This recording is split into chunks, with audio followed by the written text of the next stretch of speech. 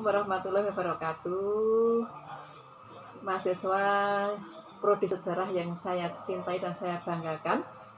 Pada kesempatan ini saya akan memberikan sedikit penjelasan tentang skripsi, khususnya tentang bab 4. Apa saja yang harus diisikan pada bab 4, itu komponennya. Ini bisa dipisah-pisah, bisa tidak. Itu pertama deskripsi data.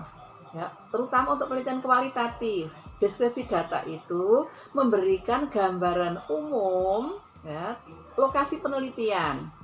Ya, misalnya di sini penelitian di SMA 1. Nah, itu bukan sekedar menguraikan letaknya di mana, tetapi terkait dengan variabel.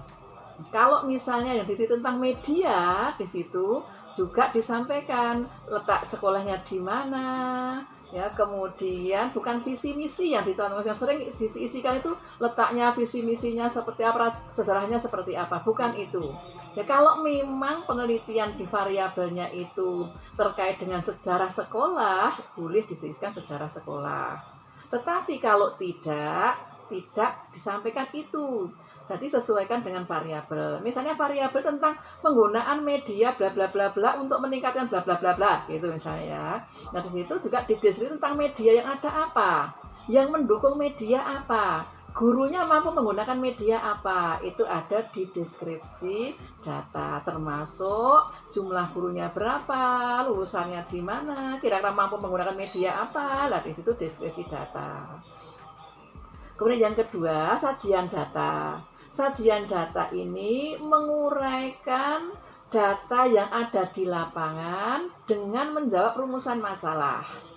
Misalnya rumusan masalahnya, pelaksanaan pembelajaran sejarah di SMA 1 Surakarta dengan kurikulum K13 atau dengan kurikulum 2013. Berarti di situ yang Anda uraikan pelaksanaannya seperti apa.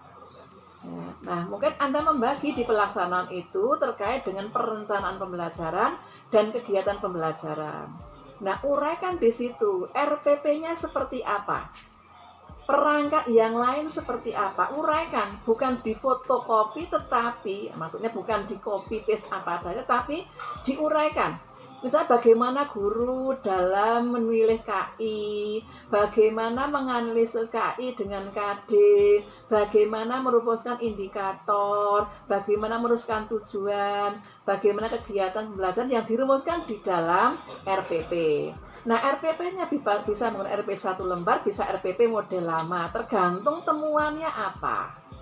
Nah, kemudian dari situ pelaksanaannya yang real seperti apa berdasarkan data lapangan dengan melihat. Jadi kalau di RPP tadi sumbernya dokumen RPP, kemudian kalau pelaksanaan KBM-nya itu dasarnya dari lapangan, bisa wawancara, bisa observasi, bisa mengkaitkan dengan dokumen tugas-tugas siswa.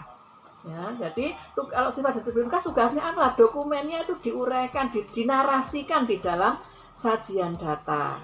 Kemudian hasil wawancara dengan guru seperti apa, dengan siswa seperti apa, hasil observasi pengamatan baik pembelajaran melalui daring ataupun luring diuraikan secara rinci.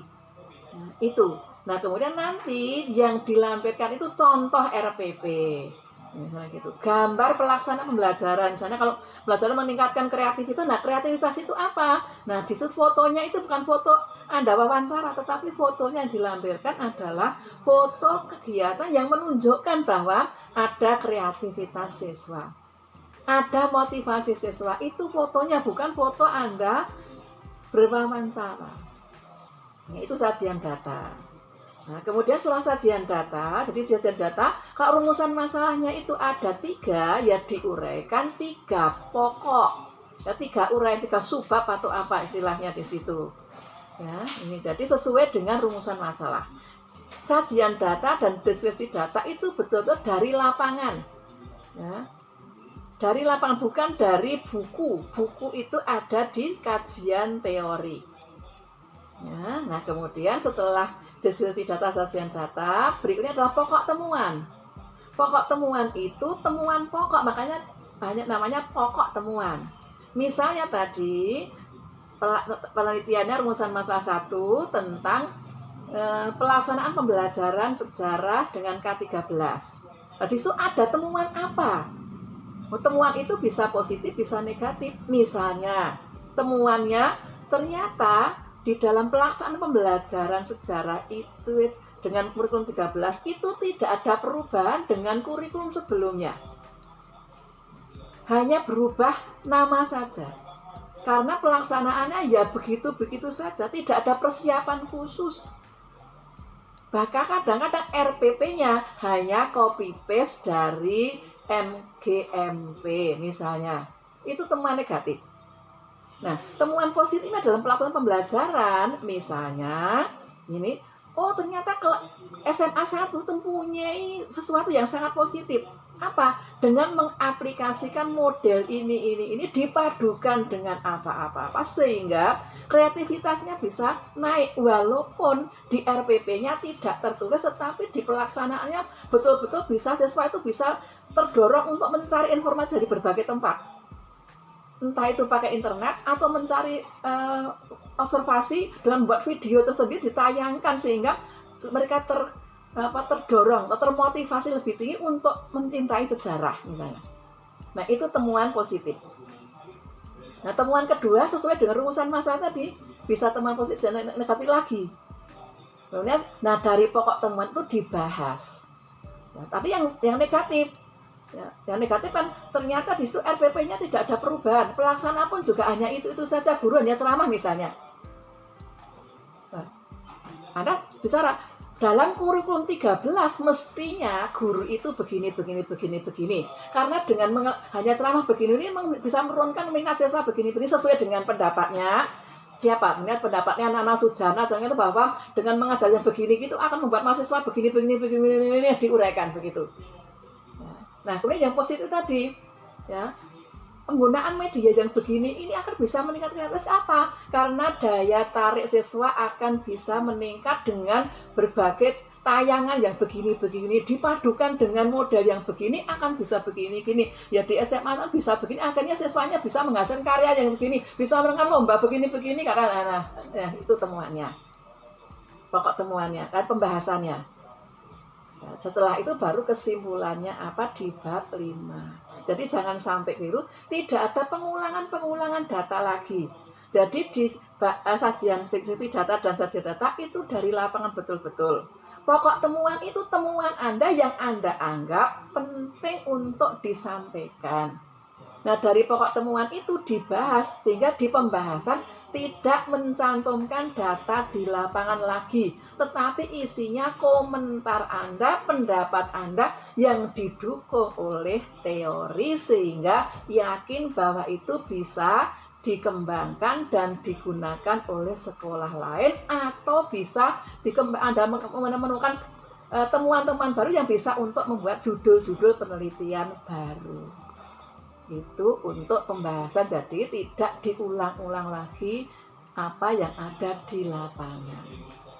Oke, saya kira itu mahasiswa semuanya, mudah-mudahan apa yang saya sampaikan bisa memberikan kejelasan, bukan membuat kebingungan, dan mudah-mudahan nanti skripsinya lebih terarah dan tidak direvisi berkali-kali. Oke, berarti untuk penelitian kualitatif itu secara struktur bab 4-nya terdiri dari 4 ya Bu ya. Deskripsi data, sajian data, pokok temuan, kemudian pembahasan. Kemudian untuk yang pembahasan itu tidak ngulang-ngulang data lagi, tidak ada sumber-sumber dari wawancara, observasi ya Bu ya. Sudah murni analisis pribadi didukung dengan teori-teori. Ya. Kemudian memastikan berarti untuk pokok temuan itu berarti tidak perlu berlembar-lembar ya Bu ya? Tidak perlu, setengah halaman saja cukup. Oke, berarti yang cukup banyak hanya di deskripsi, sajian data, dan pembahasan. Ya. Oke. Jadi pokok temuan itu kalau misalnya rumusan masalah 3 ya ada 3. Tapi ada kadang-kadang tidak terumus di dalam rumusan masalah tetapi merupakan temuan krusial. Itu bisa disampaikan di pokok temuan. pokok temuan itu berarti lebih ke pendekatan positif negatif atas pelaksanaan di lapangan ya, Bu ya. Temuan, nanti maka temuan ada mungkin ada temuan yang mendukung penelitian, ada temuan yang ternyata kok seperti ini tidak sesuai dengan yang diharapkan oleh peneliti, atau mungkin justru ada sesuatu yang sangat menonjol yang tidak diduga oleh peneliti tapi ada di lapangan. Berarti antara sajian data, pokok temuan, dan pembahasan itu jumlah poinnya hampir sama ya, karena didasarkan berangkat dari rumusan masalah ya, Bu ya? Iya, semua berangkat dari rumusan masalah. Sajian datanya misalkan rumusan 3, berarti di sajian data juga dibahas 3 hal, pokok temuan juga 3 hal. Minimal 3 hal, karena mungkin bisa 4 atau 5 karena ada sesuatu yang krusial yang perlu disampaikan sebagai sebuah temuan. Oke. Dan temuan ini nanti diikuti dengan jumlah pembahasan. Oke, terima kasih Bu Sutiah. Mudah-mudahan video ini bermanfaat buat teman-teman yang saat ini sedang berjibaku menyusun skripsi, khususnya penelitian kualitatif.